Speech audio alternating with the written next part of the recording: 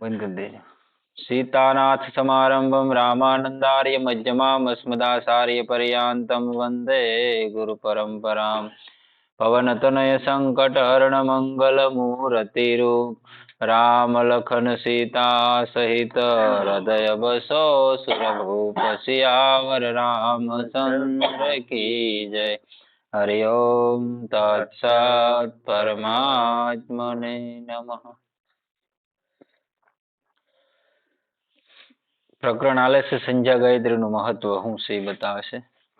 એમાં આપણે આગળ જોયું સ્મૃતિનો પરસ્પર વિરોધ જણાતો હોય ત્યાં સ્મૃતિને જ પ્રમાણ માનવામાં આવે.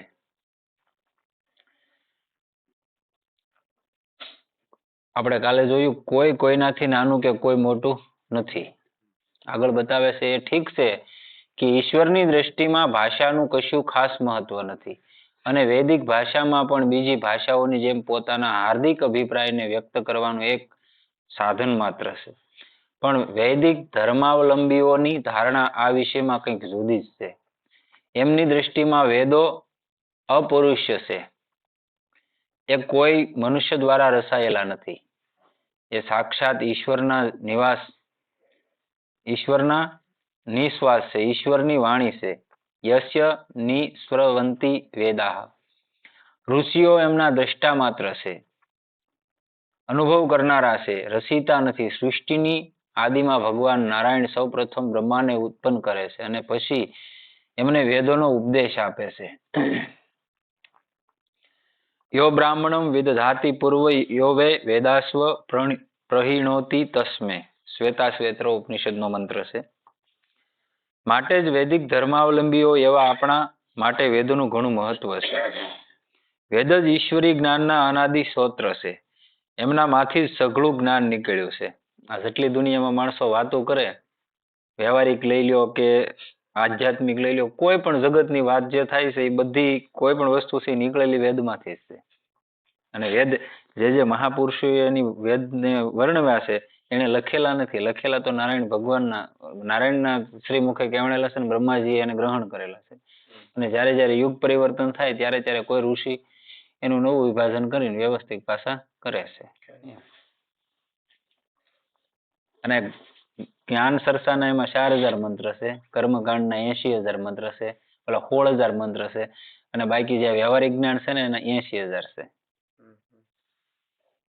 1,00,000 મંત્રોના વેદ છે 4. ધર્મનો આધાર પણ વેદો જ છે. આપણા કર્તવ્ય અકર્તવ્ય નિર્ણાયક વેદો જ છે. આ બધા શાસ્ત્રોનો વેદનો જ આધાર માનીને ચાલે છે.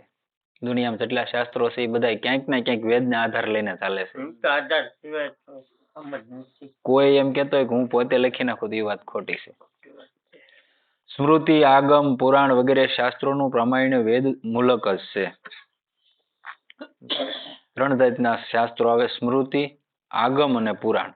આગમ એટલે એમાં એમ લખેલું ન હોય કે અહીંયા આ વસ્તુ થાય, એને જ આગમ કહેવાય એવું નથી.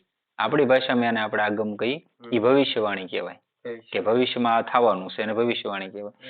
આગમ એને કહેવાય કે એનો સંકેત માત્ર હોય. અને એવા ઘણા બધા ગ્રંથો છે કે જે ઉપનિષદો છે એમાં એના સંકેત કરેલા છે કે બ્રહ્મ શું છે, ત્યાં પોગવું હોય તેનો રસ્તો કયો છે તેનો સંકેત કરેલો હોય. જેને જાણકાર હોય એને પોગી શકે છે. માંડવી ઉપનિષદ આવે એના 4 પ્રકરણ છે. આહલાદ, પછી આગમ, એક જ ઉપનિષદના 4 વિભાગ કરેલા છે માંડવી ઉપનિષદના. તો એ પેલું આગમ પ્રકરણ છે એમાં ઘણો બધો એવી રીતના સંકેત છે. જે એને જાણકાર હોય વેદાંતના એ કહી જાય કે અહીંયા આ વસ્તુ કીધેલી છે, એને આગમ કહેવાય. જ્યાં શ્રુતિ અને સ્મૃતિનો પરસ્પર વિરોધ જણાતો હોય ત્યાં શ્રુતિને જ પ્રમાણ માનવામાં આવે છે. તાત્પર્ય એ છે કે વેદો આપણું સર્વસ્વ છે, વેદો આપણા પ્રાણ છે, વેદો પર જ આપણું જીવન અવલંબિત છે. વેદો જ આપણા આધાર સ્તંભ છે. વેદોનો જેટલો પણ મહિમા ગાવામાં આવે થોડો છે.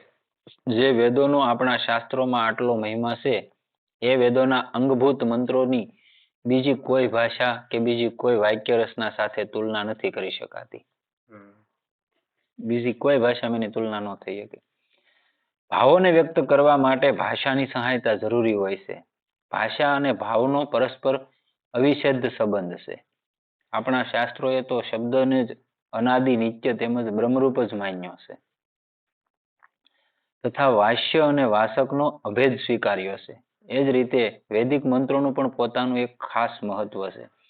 એમનામાં એક ખાસ શક્તિ રહેલી છે જે એમના ઉચ્ચારણ માત્રથી પ્રગટ થઈ જાય છે. એટલે આપણે વારે વારે ગમે ને કહેતો હોય, ઘણી વાર આપણે વાત કરતા હોય ને કોઈને કહીએ કે તમે કોઈ પણ ગુરુ એવા ગોતજો કે જે વેદમાન્ય મંત્ર આપતા હોય, પોતાનો ઘડેલો નહીં. એવા ગુરુ ગોતવું આપણે વારે વારે કહેતો તેનું મેન કારણ આ છે. કેમ કે વૈદિક માર્ગ શું છે આપણે થોડુંક એને જાણીએ છીએ. ભગવાનની ગુરુની કૃપાથી માર્ગમાં આપણે હાલેલા છીએ. એટલે આપણને ખબર છે કે આમને ડીંગે ડીંગ નથી હાલતું. કોઈ પણ શક્તિ છે ને તમારે જાગૃત કરવી છે તો એને જાણકાર તો કોઈ જોવે ને, અને પાછી માન્ય હોવી જોવે. આપણે કોઈ પણ કાયદાકીય રીતે આપણે કંઈ પણ કરવું હોય આપણે વ્યવહારિક જ્ઞાનમાં, તો સરકારનો જે કાયદો એના બંધારણમાં રહીને તમે કરો તો જ તમને ફાયદારૂપ થાય. બાકી તમારે મનમાની કરીને તમે કોઈ વસ્તુ કરો કાં તમને નડે અને કાં તમારું બંધ થાય, બેમાંથી એક થાય ને. એટલે ભગવાનની એમાં શક્તિ મૂકેલી છે, ઋષિ મુનિએ પ્રગટ કરેલી છે મંત્રોમાં શક્તિ. તો એ મંત્રની શક્તિને જાગૃત કરવા માટે એ મંત્રના ન્યાસ આવે, કથાંગ ન્યાસ આવે, કરન્યાસ આવે, આવું બધું આવે. અને એ વૈદિક જે વેદમાન્ય મંત્ર હોય એના જે ગુરુ હોય એ જાણતા હોય તો જ એ શક્તિ જાગૃત થાય. એટલે આપણે દર ખેલે કહેતા હોય, ગમે જ્યારે વાત કરતા હોય તો આપણે કહીએ ગુરુ તમે વ્યવસ્થિત ગોતજો, પછી જિંદગીમાં પસ્તાવું. અને એમને એમ કહી જાય, મેં તો ઘણા એવા સત્સંગો સાંભળેલા છે કે જે વાત કરતા હોય કે ભાઈ ગુરુની કાંઈ જરૂર નથી, ગુરુ એટલે હું, ગુરુ કાંઈ જોવે નહીં, કાં તો તેમ કે મંત્રની કાંઈ જરૂર ન, કે આવું બધું અમને ભણાવી ગયા માણસોને. હકીકત એવું નથી, તો એની જરૂર જ ન હોય. અને આજના કોઈ કહેવાતા આચાર્યો કે જે કોઈ હોય તે ઈવડા એમ કહેતા હોય કે ભાઈ અમે વાત કરી હાચી છે, કે ફલાણાએ કીધી વાત હાચી છે, તો આ તુલસીદાસજી મહારાજની એની ભૂલ કહેવાય ને, તો એ લખતા ગયા એ ભૂલ જ કહેવાય ને. આપણે તો માન્ય કરવું પડે ને. એને એવું લખેલું છે રામચરિત માનસમાં કે શિવ વિરંશી શારદાસમ હોય, ગુરુબિન ભવનિધિ તરે ના કોઈ. શિવથી માંડીને તમામ દેવી દેવતા 33 કોટી દેવી દેવતા લઈ લો. આપણા ધર્મની અંદર 33 કોટી દેવી દેવતા આવે તો એ બધા લઈ લો, બધાને ગુરુની જરૂર પડે. તો ભૂલ આની કહેવાય ને એમ. એટલે આવું છે બધું, એટલે એમાં ન પડવું. કેમ કે ઋષિ મુનિઓ જે આપણા અહીં પાંદડા ખાઈ ખાઈને હજારો વર્ષ સાધના કરીને જે ભજન કરેલું છે એમાંથી શક્તિ ઉત્પન્ન થયેલી છે અને શક્તિ મંત્રમાં મૂકેલી છે. અને જો ગુરુની જરૂર ન હોય, તમારે કોઈ પણ ગામડે જવું, જુનાગઢ જવું માની લો તમારે, તો જુનાગઢ તમે જાઓ, હવે તમે ત્યાં જોયું નથી તો તમારે ત્યાંનો કોઈ પથિક ભોમિયો લેવો પડે ને, કે ભાઈ મારે ફરવું છે અહીંયા બધે, કે દત્તાત્રેય ચડવું છે, કે અંબાજીએ જવું, કે ગમે ત્યાં તમારે ઉપરકોટ કે આ તે બીજી જગ્યાએ જવું છે, તો ત્યાંનો કોઈક લોકલ માણસ લેવો પડે ભોમિયો. આજની ભાષા, પહેલાની ભાષામાં ભોમિયો કહેવાય, આજની ભાષામાં એને ગાઈડ કહેવાય. તો આ માણસ જોવે ખરો. હવે જો એ ન હોય તમે ત્યાં ન ફરી શકો ને. તેમ આ લાઈન એવી છે, અધ્યાત્મ લાઈન છે ને, એ ખાલી કહેવાની હેલી છે, હેલી નથી. આનું કોઈ આપણને લઈ જવાળું વ્યક્તિત્વ તો હોવું જોઈએ ને, કે ભાઈ અહીંથી તું હાલ અને આ કેડા લઈને ધીમે ધીમે ધીમે ધીમે વયો જા, તમ તો હું તારે હારે છું, તને નહીં મૂંઝાવા દઉં. તો એ આપણને બાવડું પકડીને ઠેઠ પોગાડી જશે. આને ગુરુ કહેવાય. અને આપણે એમ કે કાંઈ જરૂર નથી, તો એવું નથી. હાવ શાસ્ત્રોની વિરુદ્ધમાં આપણે હાલીએ તે આપણી મનમાની થાય. અર્થ પ્રત્યે એટલે અહીંયા કહે છે કે વૈદિક મંત્રોનું પણ પોતાનું એક ખાસ મહત્વ છે. એમનામાં એક ખાસ શક્તિ રહેલી છે જે એમના ઉચ્ચારણ માત્રથી પ્રગટ થઈ જાય છે. અર્થ પ્રત્યે લક્ષ્ય આપીને ઉચ્ચારણ કરવાથી તો એથી વધુ જલ્દી આવિર્ભૂત થાય છે. મારી વાત માથે કોઈને માન્યતા ન થતી હોય તો એવા ઘણા બધા મંત્રો છે, હું તમને અહીંથી બતાવી શકું. મંત્રો, વૈદિક મંત્રો, કે જે મંત્રોનું તમે ઉચ્ચારણ કરો ને અમુક અનુષ્ઠાન કરો, તમારે પરિણામ જોવું હોય તો હું ન થાય એમ. આ પ્લેન ઉડે ને, તો માથે આકાશમાં પ્લેન ઉડે ને, તો એ મંત્ર શક્તિ પહેલા એ ઉત્પન્ન થયું હતું, ત્યારે એ ઉડ્યું હતું, એમને નહોતું ઉડ્યું. તો શક્તિ ન હોય તો એ વસ્તુ એની રચના ન થાય. આ વસ્તુ છે. અને આપણને એમને એમ કહી જાય તમે કઈ એવો મંત્ર બટકાવી જાય, કાં તો એવી સલાહ આપી જાય કે તમે આ કર્યા કરો. રામ સંપ્રદાય, રામાનુજ સંપ્રદાય, રામાનંદ સંપ્રદાય, એમાં તમે જાઓ ને તો રામ તારક મંત્ર આપે. કોઈ પણ વ્યક્તિ જતો હોય એને ખ્યાલ હશે કે એમાં જાઓ એટલે રામાનંદ સંપ્રદાયમાં જાય તો રામ તારક મંત્ર આપે. પછી શિવમાં જાય તો શિવનો મંત્ર આપે, કૃષ્ણમાં જાય તો કૃષ્ણનો મંત્ર આપે. હવે આયલી ડાયરેક્ટ એમ કહી જાય ઓહમ સોહમ ના જાપ કરો, હેના જાપ કરવા ઓહમ સોહમ ના? ઓહમ સોહમ એટલે તમારો શ્વાસ અંદર ગયો અને શ્વાસ બહાર આવ્યો, ઈ બસ. બીજું શું છે? કાતો તેમ કે અલખને આરાધો, પણ હું આરાધવા? એનથી આરાધવા? હું વસ્તુ છે? આપણે ના નથી પાડતા. હા, મારું કહેવાનો મતલબ કોઈ વસ્તુનો આધાર જોવે. આ ઓલા જે ગાય ગયા ને કહી ગયા તોરલ હતા એને ગુરુ નહોતા ભાઈ? હાલો આપણે ન્યા લઈ લઈએ. આ વાત કદાચ કોઈને ગળે ન ઉતરે વૈદિક માર્ગની, તો તોરલ થઈ ગયા, ખેમડીઓ કોટવાળ થઈ ગયા, લાખો લોયણ થઈ ગયા, સતી લીરલબાઈ થઈ ગયા, આ બધાને ગુરુ નહોતા? પ્રમાણ છે. અને અહીંયા આવડે આપણને આમ ભણાવી દે તો થોડુંક દુઃખ લાગે, કેમ કે આપણે આ માર્ગને જાણીએ છીએ અને આજનો સમાજને આંધળા કરીને ગમે રોડે ચડાવી દેવો તો એ લાયકાત ન કહેવાય. મારું તો એવું માનવું છે કે તમે સદગ્રંથ માથે બેઠા બેઠા કોઈ પણ વાત કરતા હોય શાસ્ત્ર માથે, હું એમ કહું કે એની માથે બેસીને ખોટું બોલે ને તેના લોહીમાં ફેર હોય તોય માણસ બોલે, ને બીજું ન બોલાય. એ હિન્દુ ન હોય, હું એમ માનું. શાસ્ત્રનું એટલું માન છે ભલામણ. આપણી આંખ છે, આ શાસ્ત્ર છે આંખ છે, નતર આનો અવાજ તો આપણે ક્યાંથી વાત કરવાના હતા? તમને કોઈ રામ કહેવા શીખવાડ્યું જ ન તો તમે ક્યાંથી કહેવાના હતા? તો પછી એને જ આપણે પાછા પાડી, ખોટી વાત છે. ખોટી આપણી વાત થોડીક લાગે કડવી તે અઘરી તે, પણ સત્ય તો છે. એ સિવાય અનાદિકાળથી એટલા અસંખ્ય લોકોએ એની આવૃત્તિ અને અનુષ્ઠાન કરીને એમને જગાડ્યા છે. તમારે જેવી જરૂર પડે એવા અનુષ્ઠાન તમે કરીને મંત્રને જગાડેલા છે. એ સૌની શક્તિ પણ એમનામાં સક્રાંત થઈ ગઈ છે. આવી સ્થિતિમાં પોપટની જેમ સમજ્યા વિના પણ એમનું સ્વર સહિત શુદ્ધ ઉચ્ચારણ કરવાનું ઓછું મહત્વ નથી. તો પછી અર્થ સમજીને એમના ભાવોમાં ભાવિત થઈ શ્રદ્ધા અને પ્રેમપૂર્વક એમનું ઉચ્ચારણ કરવાનું તો એટલું બધું મહત્વ છે કે જેનું વર્ણન નથી થઈ શકતું. હવે વાત આવે છે તમારી પાસે, તમે સાંભળજો. તમને યજ્ઞોપવિત આપે ને, તમે 5 કે 7 કે 10 વર્ષની ઉંમર હોય તો યજ્ઞોપવિત આપે, બરોબર? હવે તમારું પહેલું ફરજ તો યજ્ઞોપવિત જે ધારણ કરતો હોય ને એને 2 ટાઈમ સંધ્યા કરવી પડે, ગાયત્રી સંધ્યા કરવી પડે, અથવા તો તમને ગુરુ મંત્ર આપેલો હોય એનું અનુષ્ઠાન, એનો મતલબ રોજ માળા કરવી પડે. સંધ્યા હોવી જોઈએ. જે માણસ દ્વિજ એટલે બ્રાહ્મણ કહેવાય, યજ્ઞોપવિત ધારણ કર્યું હોય ને આ ન કરે, કદાચ આવડા કોઈ ન કરે ને તેને એટલો બધો દોષ ન લાગતો, પણ જેને યજ્ઞોપવિત ધારણ કર્યું એ ન કરે ને, એ તો કાલ આપણે વાત આવી હતી કે કૂતર્યો થાય, આગલા જન્મમાં કૂતરાની યોની મળે. હવે નક્કી આપણે કરવું કૂતર્યો બનવું કે માણસ રહેવું. લ્યો, આ દુઃખી થાય ને એનું મેન કારણ આ, બીજું કોઈ દુઃખ ન દુનિયામાં. તમારો ધર્મ તમે ભૂલી જાઓ એટલે દુઃખ થાય. બસ એ તો સોનામાં સુગંધનું કામ કરે છે. જેનું અર્થ જેનો સમજાઈ ગયો, જે મંત્રનો રામ છે એ રામ શબ્દનો અર્થ આપણને સમજાઈ ગયો, એ પછી જે રામ રામ કરીએ તો એ સોનામાં સુગંધ ભળે ને એટલું કામ કરે.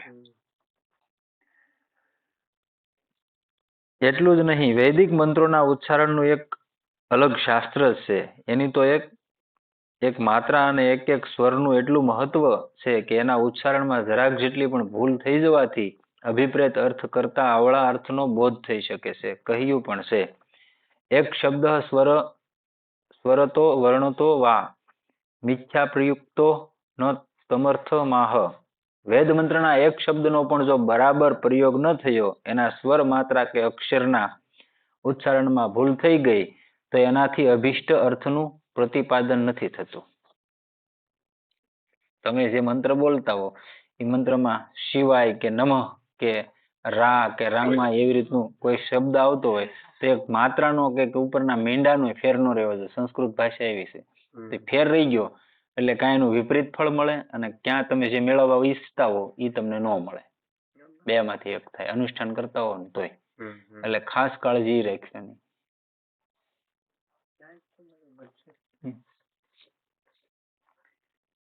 એક વૃંદાવનની વાત છે, વાત આવી એટલે કરી દો. આવડું ફળ કેમ મળે? એક દીકરી આપણા સમાજની જ તે, એને કોઈ મહાપુરુષે કીધું છે કે ગાયત્રીનો જપ કરતો, એમ ગાયત્રી મંત્રનો, એટલે એને ગાયત્રી મંત્રનો જપ શરૂ કર્યો એ બેને. હવે અમુક 18 વર્ષની ઉંમર થઈ ગઈ, હવે એને કરવું, પછી આનું માઇન્ડ છે ને મગજ એટલું બધું પાવરફુલ ને ઓલું થઈ ગયું કે થોડોક સમય જાય આમ ઘરે જપ કરતી હોય એમાંથી હું એને ફટકી ચડે, એટલે મતલબ અવળો વિપરીત અસર થઈ ગયો મંત્રનો. એટલે માઇન્ડ મૂકી ગયા ને બધી વસ્તુનો ઘા કરવા મળે ને ક્રોધ આવી જાય એને, આવું બધું કરવા મળી. હવે કઈ દીકરીનો બાપ એવો હોય કે બેન બળિતરા ન થાય? દીકરો હોય તો સમજે, પણ આ તો દીકરી પારકી થા પણ કહેવાય. એટલે એ ગયા રાજેન્દ્ર દેવાચાર્ય પાસે કે આમ છું બાપજી કે. ઓલા કે ભાઈ લાવો ને અહીંયા છે કઈ હશે, એ તો હનુમાનજીના પરમ ઉપાસક રામના, એટલે ત્યાં લઈ ગયા એ બેનને. તો એને કીધું કે બેટા શું થાય? તો એને કઈ નહોતું. બધું જ્યારે આ વસ્તુ એનામાં સવાર થઈ જાય, વિપરીત અસર થઈ જાય એટલે આવું કરે. એ કે મને ખબર ન રહેતી, મને એવો ક્રોધ આવી જાય ને કે તું શું કરે એમ. કે હું ગાયત્રી મંત્રનો જપ કરું. અરે દીકરા, એ કે ગાયત્રીનો જપ કરે, એ કે હું તને એક વસ્તુ આપું એનો જપ કરી કે બોલો ને. પછી એને રામ ગાયત્રી આપી દીધી. એ કે તો એનો ફેરફાર કરી નાખ્યો કે આ વિપરીત અસર કરે. એટલે જે મંત્રની તમને ખબર નથી, જે મંત્રને તમે જાણતા નથી, એનું ક્યારે અનુષ્ઠાન નહીં કરવાનું. કોઈએ કહી દીધું તો લઈ નહીં લેવાનું. આનો કોઈ જાણકાર હોય, તજજ્ઞ હોય, એને પૂછી લેવાનું. એમાં આપણે જરાય સંકોચ નહીં રાખવાનો. પણ હાથે જોટી નહીં પડવાનું, નહીંતર હેરાન થઈ જાય. મંત્રના અવળા ફળે લાગી જાય.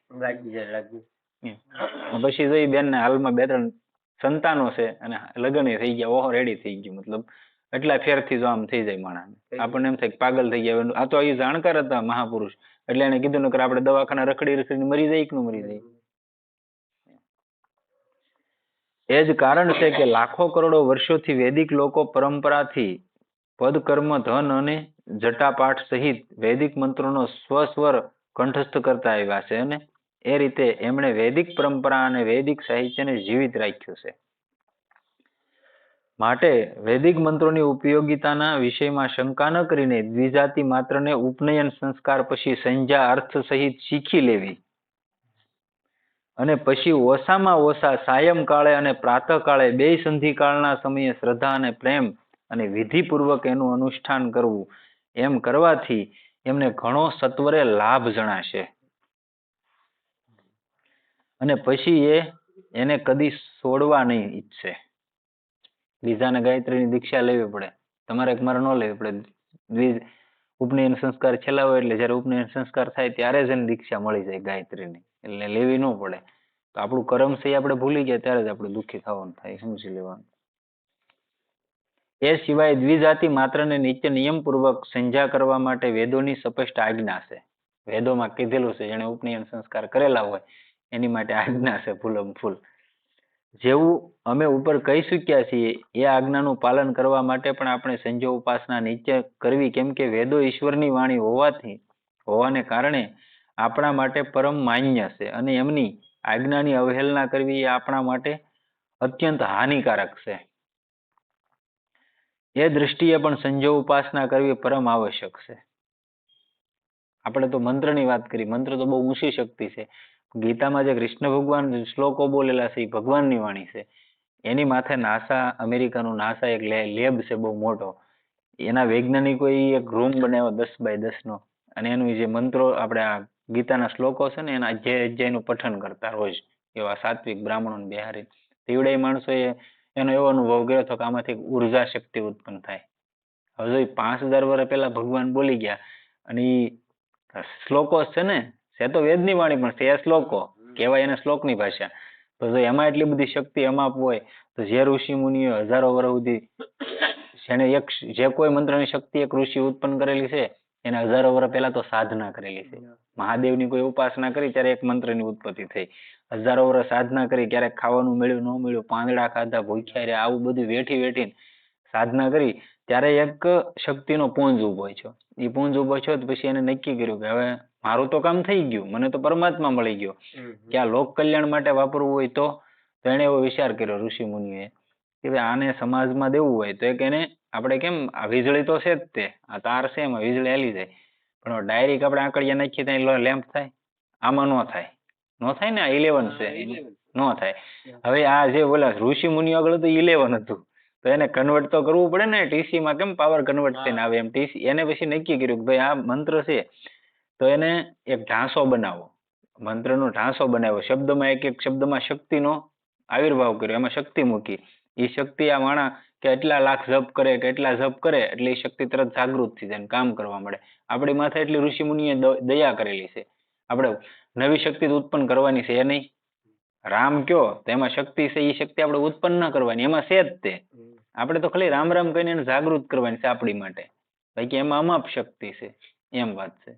આગળ આપણે નવી ઉત્પન્ન કરવાની તો હજારો વર્ષ વયા જાય, પણ આ તો છે એમાંથી જાગૃતિ કરવાની છે. ત્યાં સુધી પગી જાવ એટલે જાગી જાય, આ વાત છે. એટલે એની દયા ન કહેવાય આપણી માથે, લાખ ગણી દયા કહેવાય કે આપણી માટે મુક્તાઈ ગયા. આ મેન વસ્તુ.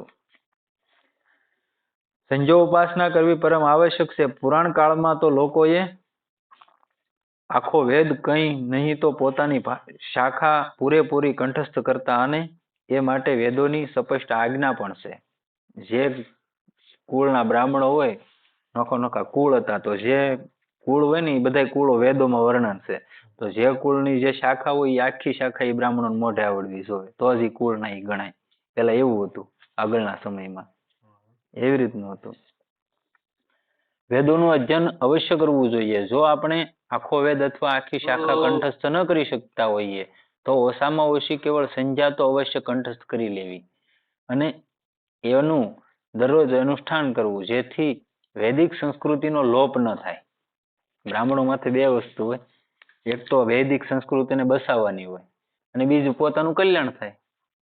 આ વૈદિક સંસ્કૃતિ ટકી કોને લીધે રહી? બ્રાહ્મણોને સંતોને લીધે. બાકી તો કેદુનું નાશ થઈ ગયું હોત આનો હોત તો. અને આપણે આપણા સ્વરૂપ અને ધર્મની રક્ષા કરી શકીએ. નિયમ પાલન અને સંગઠનની દ્રષ્ટિએ પણ આની ઘણી જરૂર છે. નહીં તો એક દિવસ આપણે દ્વિજાતિ સંસ્કારોના પ્રવાહમાં તણાઈને આપણું બધું જ ખોઈ બેસીશું.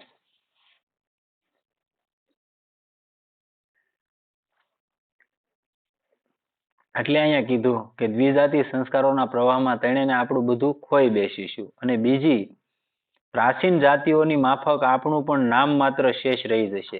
જો આપણે ધ્યાન નહીં આપીએ તો સનાતનનું નામ માત્ર શેષ રહી જાય. બીજી બધી જાતિ હતી બધી લુપ્ત થઈ ગઈ. ઘણી બધી એવી જાતિ છે કે આજે એનું નામો નિશાન નથી. ઠામુકો ક્યાં ગઈ ખબર જ નથી. એવા એવા આક્રાંતાઓ આવ્યા ને, ઠામુકી જાતિ જ ગાયબ કરી નાખ્યા પૃથ્વીમાંથી. એ સંસ્કૃતિ જ વહી ગઈ. લ્યો, એ દિવસ જલ્દી ન આવે એ માટે આપણે સતર્ક થઈ જવું જોઈએ. અને જો આપણે સંસારમાં જીવવા માંગતા હોઈએ તો આપણે આપણી પ્રાચીન સંસ્કૃતિની રક્ષા કાજે કટિબદ્ધ થઈ જવું જોઈએ. ભગવાન તો આપણા અને આપણી સંસ્કૃતિના રક્ષક જ છે. અન્યથા એના પર એવા એવા આક્રમણો થયા છે કે એમના આઘાતથી એ ક્યારની નષ્ટ થઈ ગઈ હોત. ભગવાને રક્ષણ ન કર્યું હોત તો આ સંસ્કૃતિ માટે બહુ આક્રમણ થયેલા છે, કે નષ્ટ થઈ ગયું હોત. પણ આને જીવિત રાખતું હોય ને અત્યાર સુધી આ સંસારની અંદર, તો સાધુ સંતો છે, ઋષિ મુનિઓ છે, બ્રાહ્મણો છે, આને જ એને જીવિત રાખેલી છે. બસ તપોબળ અથવા તો હાંસવીન, ધરોહરને હાંસવીન એવી રીતની તે ઊભું રાખેલું છે કે ભાઈ આ અમારી ફરજ છે. ગામના નું આવતા હોય અથવા તો ન કરતા હોય તમારે જાગૃત કરવાના હોય કે ભાઈ આ આપણી ફરજ છે. આપણે નહીં કરી કરશે કોણ? આ તમારામાં હોવું જોઈએ. મતલબ આ હોવું જોઈએ. સંજ્ઞાનો આપણા શાસ્ત્રોએ મોટો મહિમા ગાયો છે. વેદોમાં પણ કહ્યું છે. 33 ઉપનિષદનો મંત્ર બતાવે છે. બ્રાહ્મણો વિદ્વાન સકલમ ભદ્ર મનુ નુતે, એટલે કે ઉદય અને અસ્ત થઈ રહેલા સૂર્યની ઉપાસના કરનાર વિદ્વાન બ્રાહ્મણ સર્વ પ્રકારના કલ્યાણને પામે છે. મહર્ષિ યાજ્ઞવલ્ક કહે છે. યાજ્ઞવલ્ક સ્મૃતિમાં બતાવે છે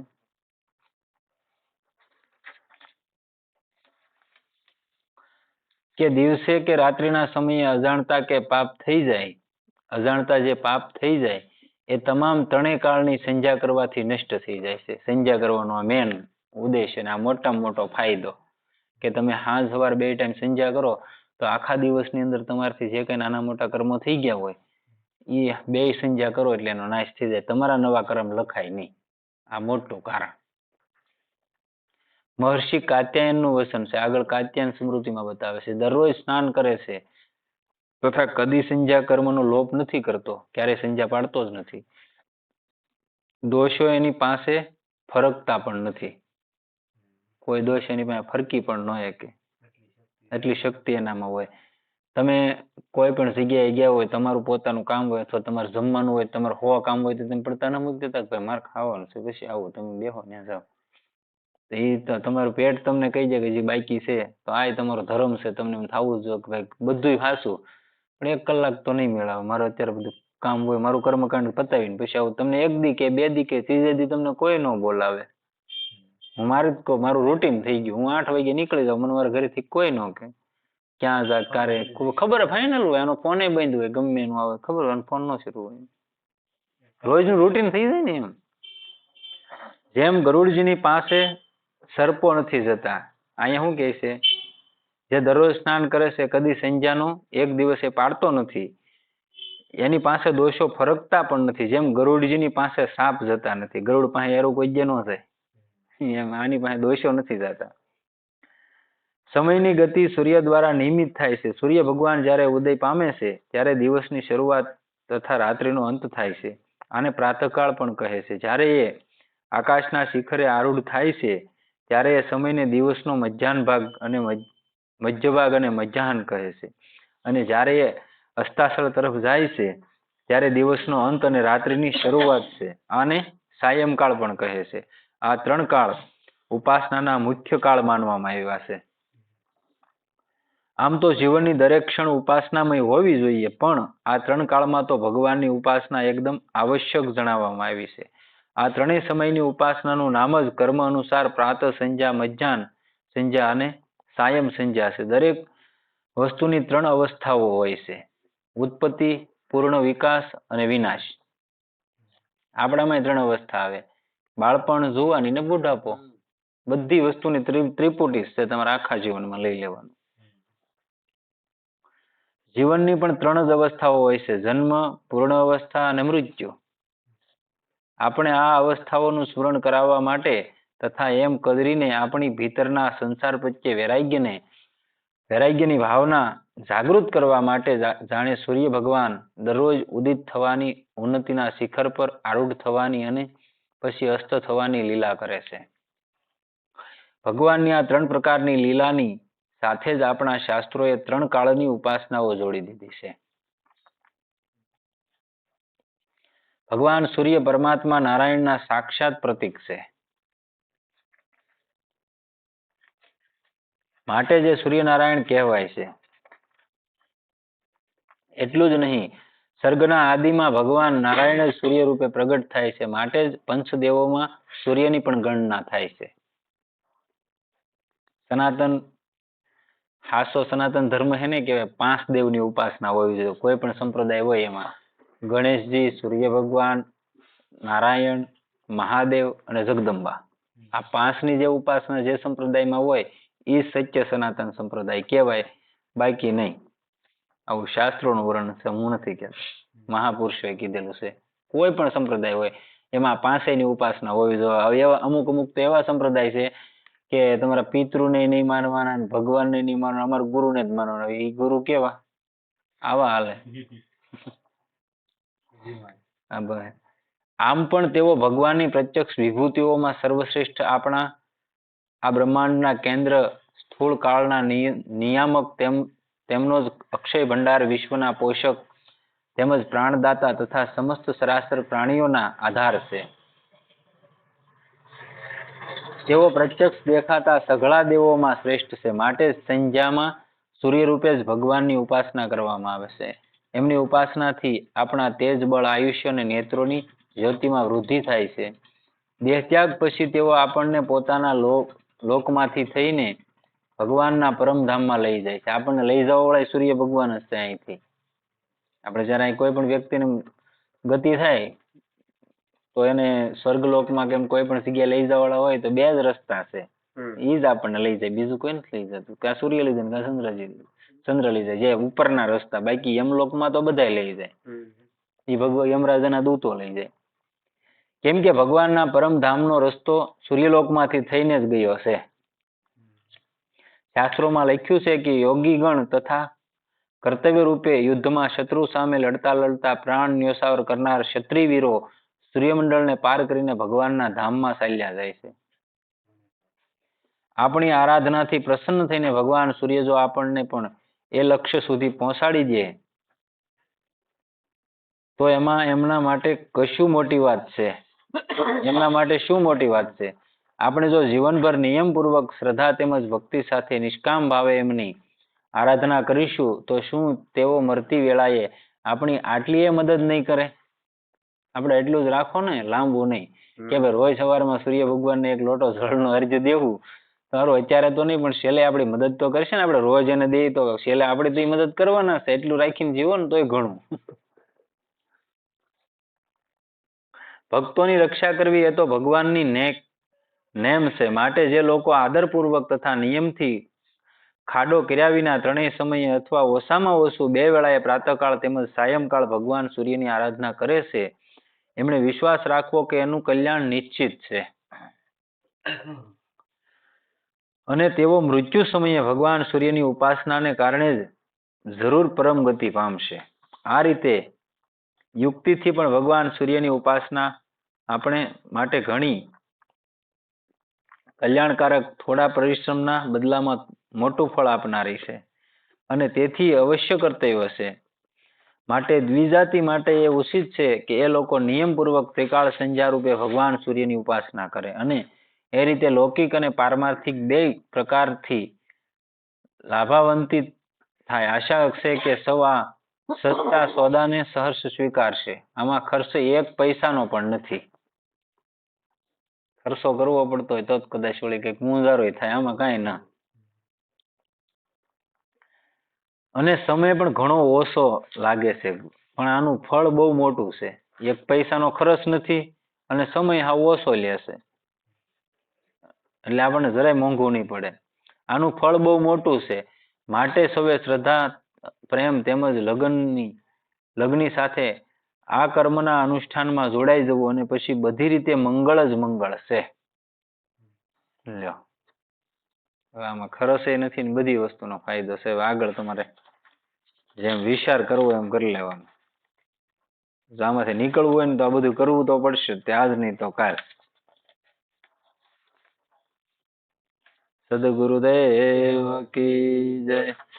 સીતારામ રામ રામ સીતારામ રામ રામ સીતારામ રામ રામ સીતારામ રામ રામ.